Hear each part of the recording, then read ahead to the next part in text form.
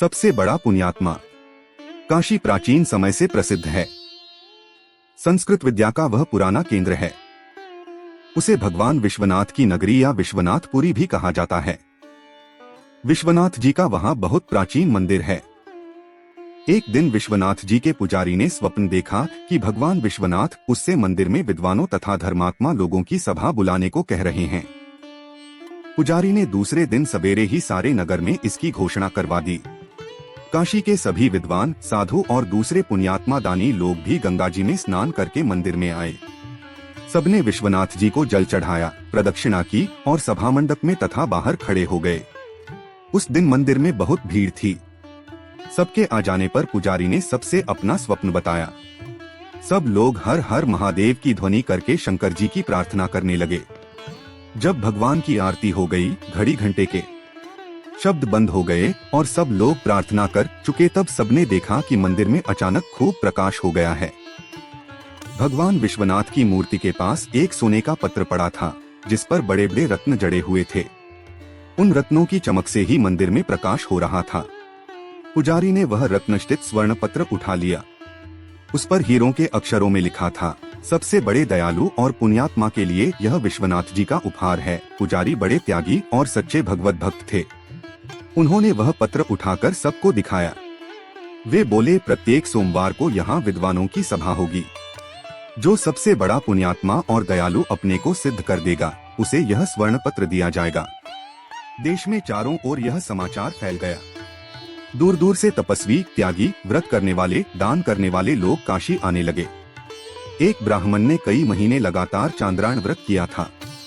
वे उस स्वर्ण पत्र को लेने आए, लेकिन जब स्वर्ण पत्र उन्हें दिया गया, उनके हाथ में जाते ही वह मिट्टी का हो गया।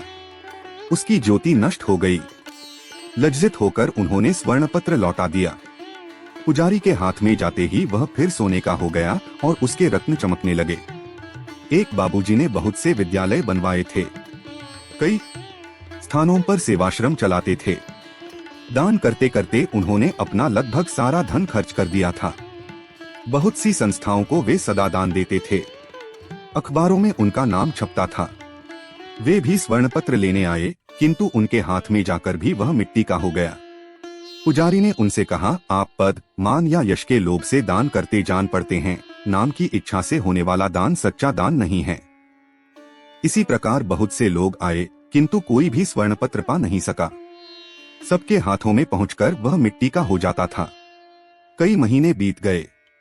बहुत से लोग स्वर्ण पत्र पाने के लोभ से भगवान विश्वनाथ के मंदिर के पास ही दान पुण्य करने लगे, लेकिन स्वर्ण पत्र उन्हें भी मिला नहीं।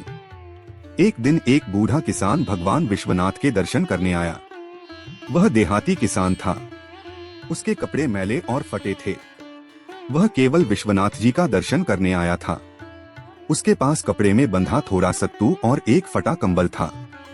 मंदिर के पास लोग गरीबों को कपड़े और पूरी मिठाई बांट रहे थे, किंतु एक कोढ़ी मंदिर से दूर पड़ा कर आ रहा था।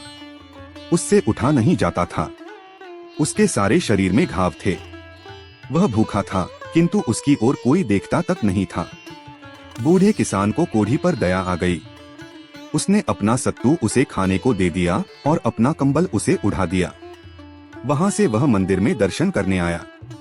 मंदिर के पुजारी ने अब नियम बना लिया था कि सोमवार को जितने यात्री दर्शन करने आते थे, सबके हाथ में एक बार वह स्वर्ण पत्र रखते थे। बूढ़ा किसान जब विश्वनाथ जी का दर्शन करके मंदिर से निकला, पुजारी ने स्वर्ण पत्र उसके हाथ में रख दिया। उसके हाथ में जाते ही स्वर्ण पत्र में जड़े रत्न दुगुने प्रकाश से चमकने लगे। सब लोग बूढ़े की प्रशंसा करने लगे। पुजारी ने कहा, यह स्वर्ण पत्र तुम्हें विश्वनाथ जी ने दिया है। जो निर्लोभ है, जो दीनों पर दया करता है, जो बिना किसी स्वार्थ के दान करता है और दुखियों की सेवा करता है, वही सबसे बड़ा पुण्यात्मा है।